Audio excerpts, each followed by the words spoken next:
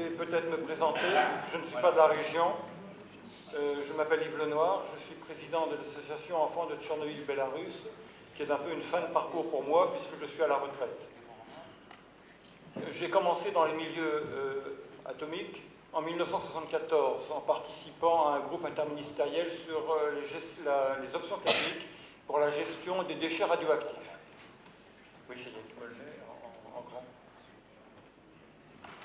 Voilà, très bien.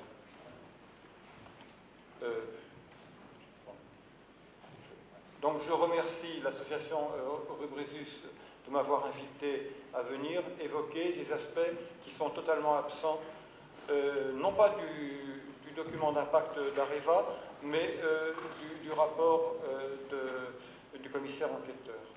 Je remercie Monsieur le maire et la municipalité de Narbonne de m'offrir l'occasion de vous parler de ces problèmes qui sont d'importance. Et pour marquer ma reconnaissance, j'offre à la médiathèque du Narbonnais le livre que j'ai publié l'an dernier, La comédie atomique, qui retrace l'histoire depuis 120 ans de la manière dont les promoteurs de la radioprotection se révèlent en fait les promoteurs de l'entrée dans l'âge de l'énergie atomique et du maintien de l'humanité dans l'âge de l'énergie atomique. C'est Jacques Bascou qui doit le recevoir en tant que président du Grand Narbonne et responsable de la médiathèque.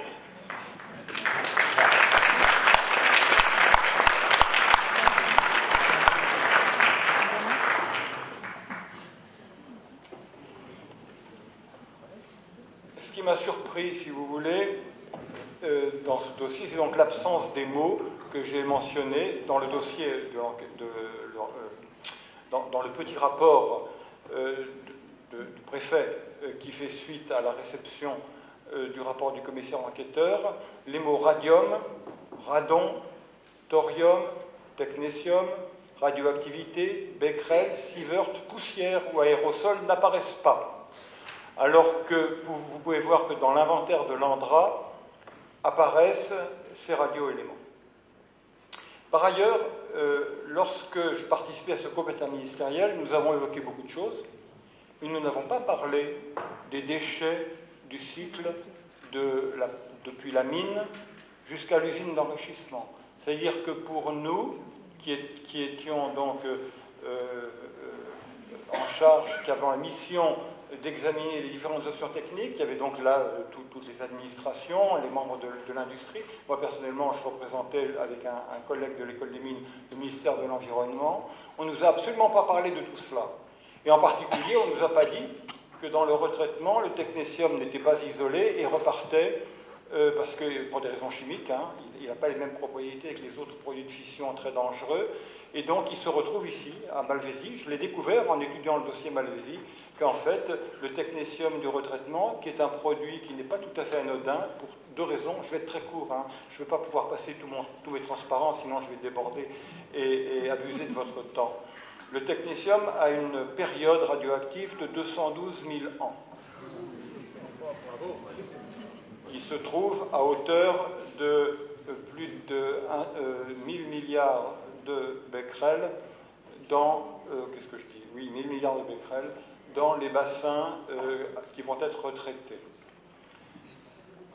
Ce produit a quelques propriétés embêtantes. Il est très mobile dans l'environnement et il est capté par certaines plantes et certains organismes marins à hauteur de 1000 fois la concentration dans l'eau. C'est-à-dire que vous prenez par exemple une eau à 1 becquerel par litre et vous allez trouver dans des herbes marines, différentes algues, plancton, 1000 becquerels par équivalent, par kilo. Et dans l'agriculture, c'est un peu identique. Vous trouvez que ce technétium se concentre dans les plantes à feuilles, les légumes à feuilles, certaines, pas toutes, bien entendu. Et donc pose un problème, vu ces périodes de 212 000 ans. Donc il peut rester là assez longtemps. Et je pense qu'il faut élargir.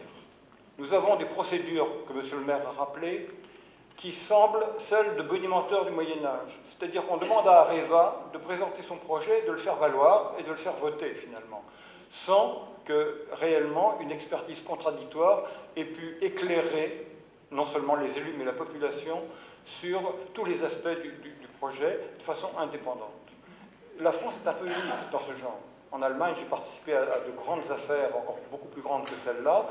Les deux partis, pour et contre, experts, payés pour plusieurs mois de travail, étaient représentés. Et dans de longues discussions, nous avions, par exemple, pour la grande usine de retraitement de Gorleben, passé une semaine, 8 heures par jour. Le président de Basse-Saxe était présent durant les 8 heures par jour, tous les jours, et posait les bonnes questions. C'est vous dire l'importance qui était accordée par les autorités à prendre les bonnes décisions dans un domaine qui concerne le très long terme, puisque ce sont des déchets radioactifs qui concernent des dizaines, des centaines, voire des millions d'années. Et la maîtrise de tout cela me semble quand même assez difficile à garantir. Alors il faut quand même faire quelque chose, mais il faut d'abord être bien conscient des problèmes.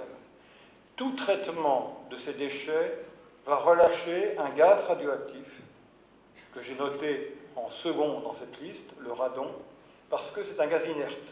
Il n'est pas possible chimiquement de le fixer. Il y en a environ 1000 milliards de becquerels avec ses descendants dans les bassins de Malvézie. Les radioéléments de la chaîne du radon sont parmi les plus radiotoxiques qui existent dans la nature ou produits par l'homme, bien plus toxiques que le plutonium, par exemple. Et on estime que le radon émis naturellement par le sol en France est la cause d'environ 1/10 des cancers du poumon. Donc en rajouter, parce que quand vous extrayez l'uranium, vous permettez au radon, qui a une demi-vie très courte, 3 jours. Et ensuite, les produits de filiation ont des formes chimiques qui restent fixées dans le sol, si c'est dans le sol, ou dans l'eau, si c'est dans l'eau. Si vous broyez le minerai, le radon est extrait.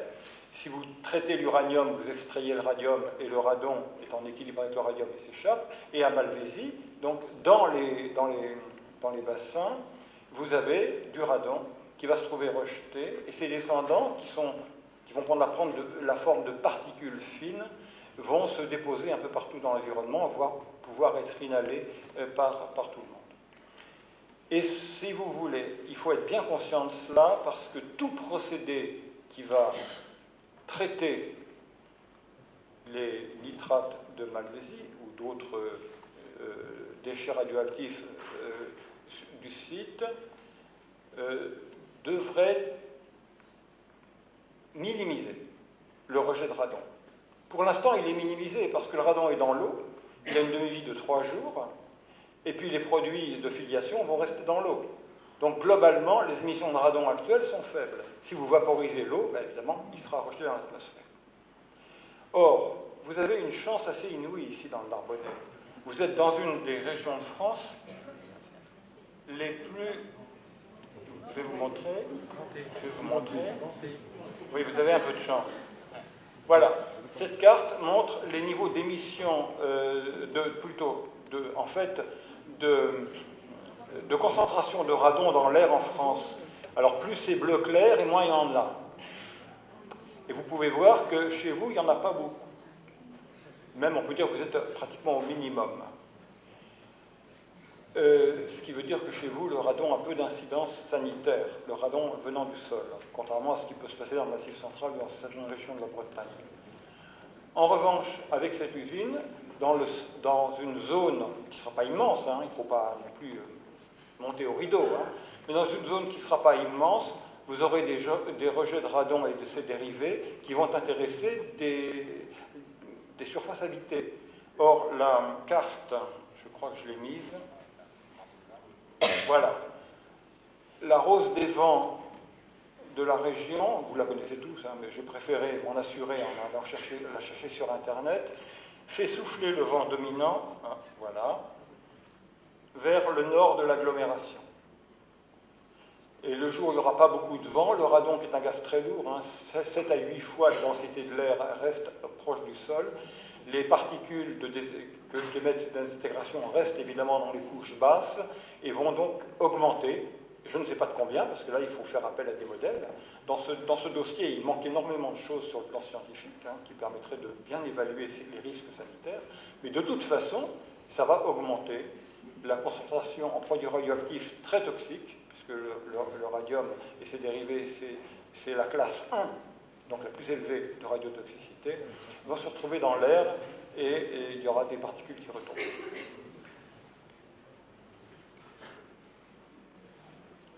Ça, c'est les quantités, c'était pas tellement important. Alors,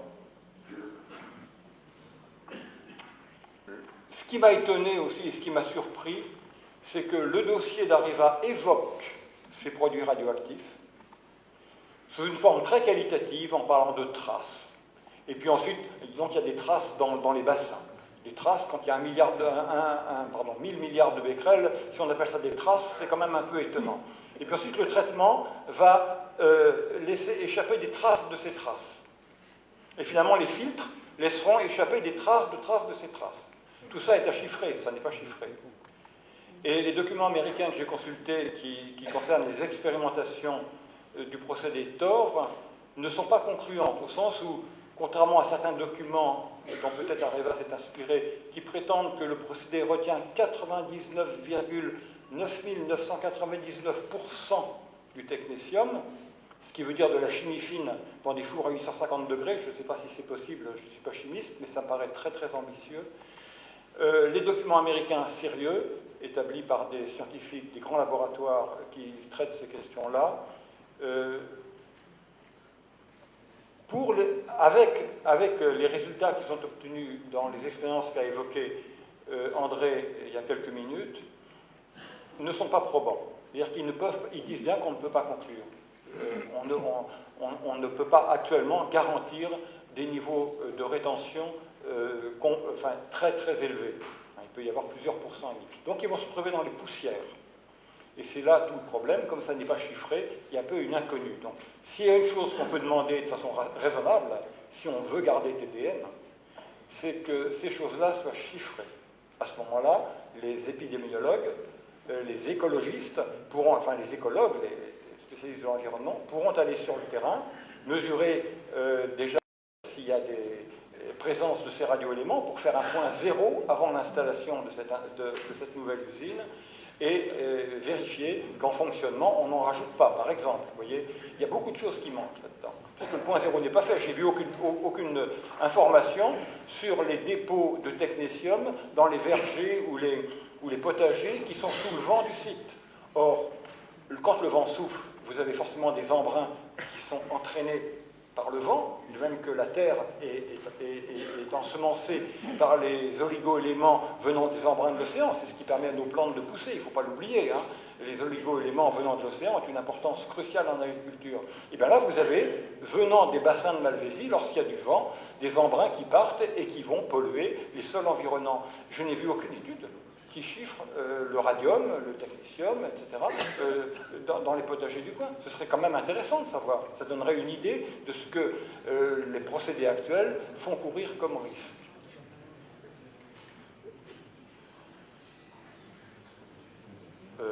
Pardon, excusez-moi. Là, je passe parce que c'est plutôt fait pour être lu. Alors voilà le genre de publicité dont s'est peut-être inspiré Areva. C'est un industriel américain qui promeut divers dispositifs de traitement des déchets de faible activité, dont le procédé TOR, et qui prétend qu'on a des résultats aussi mirobolants, alors qu'aucune exploitation industrielle incluant des produits radioactifs n'a été conduite durant un temps significatif. Compte tenu de la complexité chimique qu'a évoqué André et du fait qu'on va traiter des effluents dont la composition va varier d'un moment à l'autre, je doute qu'on puisse obtenir un réglage de ce four, de cet ensemble, de cette usine, qui garantisse une grande continuité dans cette performance mirobolante. Reste le problème de l'explosion qui est évoqué dans le rapport du commissaire enquêteur. Il y a production d'hydrogène. Quand il y a production d'hydrogène, en tant qu'ingénieur, je raisonne un peu comme après Tchernobyl ou Fukushima. Si on envisage les risques en probabilité, il n'y aura jamais d'accident très grave. Si on envisage le risque en se disant quel est l'accident maximum qui peut se produire, à ce moment-là, on a une idée de ce qui va arriver. Dans le cas de ce réacteur où il y a produit de l'hydrogène, s'il y avait, parce que des incidents peuvent toujours se produire, une arrivée d'air, on pourrait avoir une explosion. Alors, dans le cas envisagé, ils ont pris un modèle qui vous dit que la surpression ne détruira pas l'installation. Mais quand vous regardez dans les documents de l'industrie chimique ce que représente le risque hydrogène, c'est la détonation avec une onde de choc supersonique. Et à ce moment-là, rien ne résiste. Et pour vous en donner une petite idée, à Tchernobyl, que vous voyez en haut, il y a eu une explosion d'hydrogène, donc une détonation avec onde de choc supersonique. La plaque qui couvrait le réacteur, une plaque de béton de 1200 tonnes, s'est trouvée soulevée et mise de champ. 1200 tonnes. Et en dessous, vous avez deux exemples d'explosion d'hydrogène dans des bâtiments industriels, le réacteur numéro 1 de Fukushima et le réacteur numéro 3 quelques jours plus tard. Donc l'hydrogène ne doit pas être traité en évaluant le risque à minima. Il faut le traiter à maxima, parce que, et c'est là que je conclurai, si un accident d'explosion d'hydrogène se produit dans le réacteur, bien entendu, les quantités de radioéléments rejetés dans l'environnement ne seront pas considérables, puisque ça ne concernera qu'une partie du contenu du réacteur à ce moment-là. Et vous imaginez ce que ça représentera sur le plan médiatique.